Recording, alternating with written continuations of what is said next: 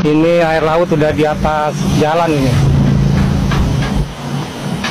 Jadi kan kemarin saya sudah menyampaikan apa yang disampaikan Pak Ahok. Itu kalau jebol, jadi bahasanya kalau, ya bismillah nggak jebol. Bismillah nggak jebol.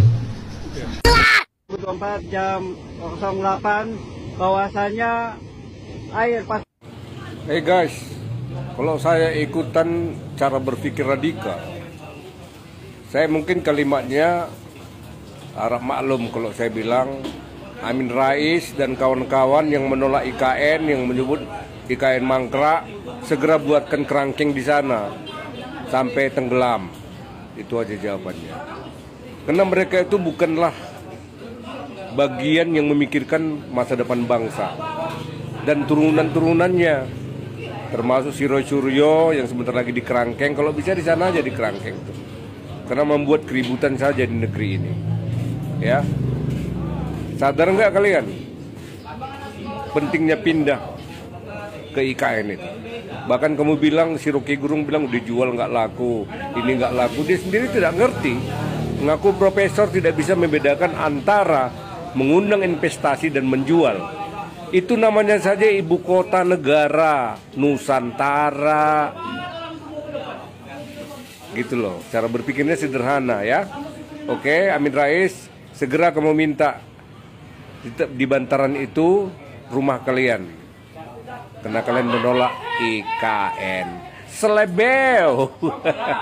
Kalian udah dengar belum berita kalau tanggul Pantai Mutiara jebol, banjirnya bisa sampai ke Monas? Nah, sini Cici Sani jelasin pakai bahasa sederhana yang mudah dimengerti. Di Pantai Mutiara itu ada tanggul kayak tembok kecil yang tugasnya nahan air laut supaya tidak meluap. Masalahnya, tinggi tanggulnya itu cuma sekitar 1 meter, sementara air lautnya sudah hampir sama tinggi. Makanya warga itu mulai panik saat ombaknya itu udah mulai tumpah-tumpah ke jalan. Nah dulu pas masih jadi gubernur, Ahok pernah bilang, kalau tanggul itu jebol dan pas air lautnya lagi tinggi, lalu hujan turun, banjirnya bisa jauh banget sampai ke Monas. Kenapa sih bisa separah itu? Karena tanggul Pantai Mutiara itu ada di bagian pintu depan Jakarta Utara. Kalau dia jebol, airnya bakal masuk ke waduk-waduk dan sungai, lalu mendorong air sampai pusat kota. Makanya dulu Pak Ahok kerja normalisasi Waduk Pluit. Waduk itu digali lebih dalam dari 2 meter jadi 5 meter, biar bisa tampung air lebih banyak kalau tanggul sedang bocor. Sekarang tanggulnya sendiri itu kondisinya kelihatan kokoh tapi pendek. Beberapa bagian itu sudah ditinggiin 1,5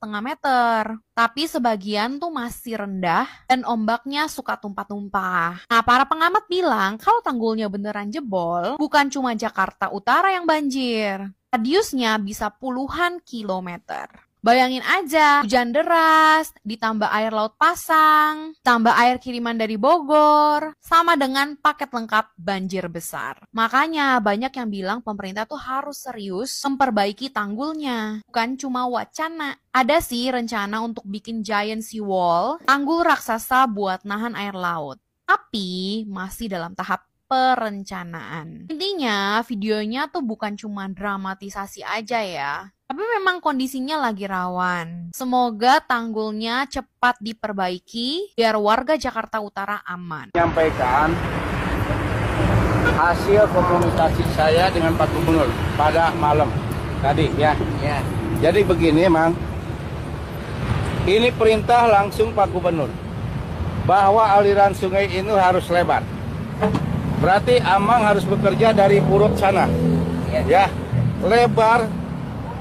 Saya jelaskan dulu bahwa tanah PJT itu, tanah BBWS itu panjangnya itu, luasnya itu 25 meter.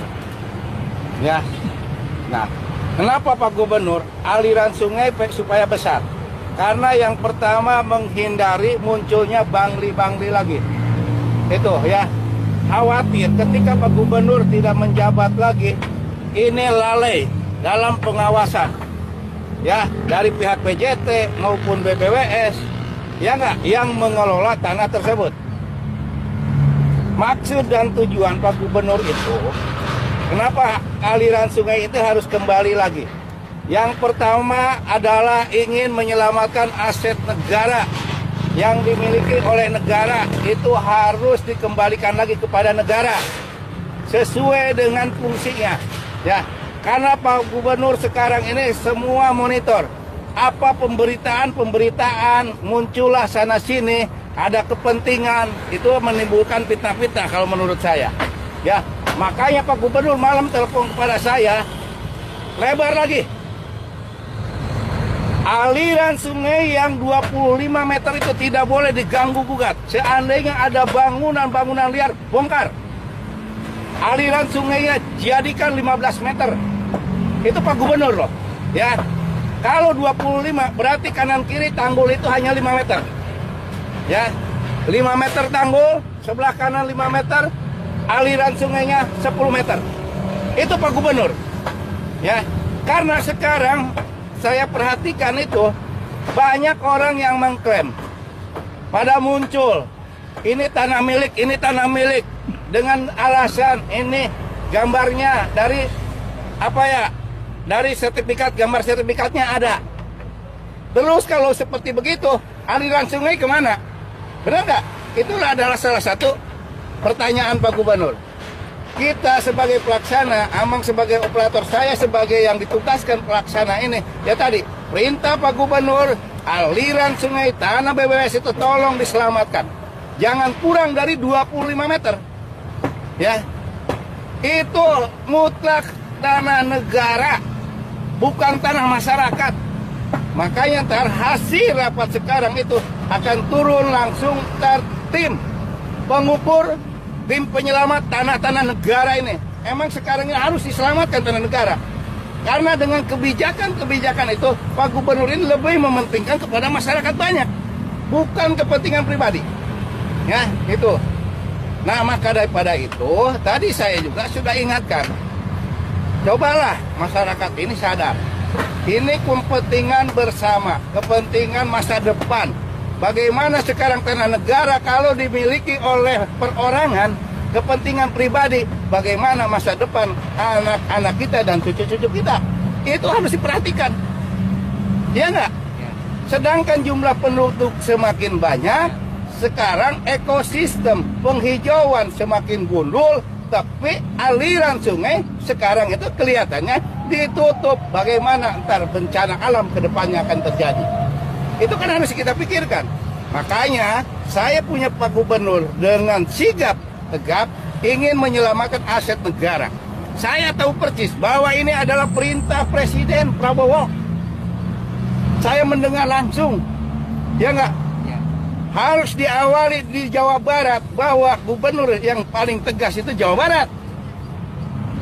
Tolong aset-aset negara ini kembalikan kepada negara lagi, sesuai dengan alih fungsinya. Itu pembicaraannya. Ya, makanya ini orang-orang itu yang nggak paham itu ya tadi. Ya, inilah kepentingan, inilah ini disebut-sebut. Itu kan salah. Pak Gubernur ini mutlak ingin menyelamatkan tadi, menghindari masyarakat dari bencana. Itu tujuannya, tidak ada.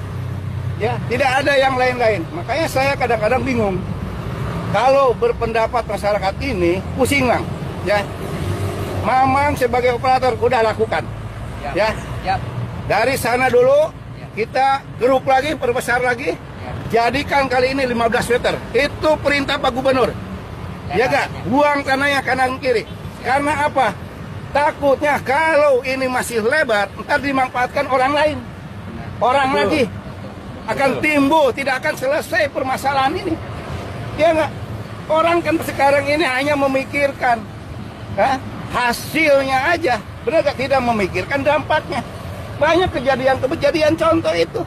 Nah itu yang bikin khawatir Pak Gubernur. Ya, jadi kita mah sesuai dengan perintah Pak Gubernur, ya sesuai dengan sudah direncanakan oleh SDA Provinsi, udah kita lakukan. Adapun yang komplain-komplain tadi, silakan menghubungi pengacara Jabar Istimewa atau langsung Pak Gubernur. Ya, jangan nyerang ke saya. Ya nggak? Itu. Ya, ya mudah-mudahan tadi kita kembali lagi, ya masyarakat itu harus sadar. Intinya kita harus sadar Kalau memang kita menempati tanah negara, ketika dibutuhkan oleh negara, ya sadar. Iya nggak? Negara itu akan memberikan kebijakan. Gitu. Ya, jangan inilah ngotot-ngotot dengan adanya kepentingan tidak. Intinya untuk kebersamaan. Ya. Ya udah, kita kerja sekarang. Kita lakukan. Kita amang ke ya, mengjamar di sana dulu. Tarik lurus gorong-gorong yang udah ada. Tarik lurus sebelah kiri dulu. Terus dirapihkan. Amang ya, Mangono kerja di sana. Lebarkan.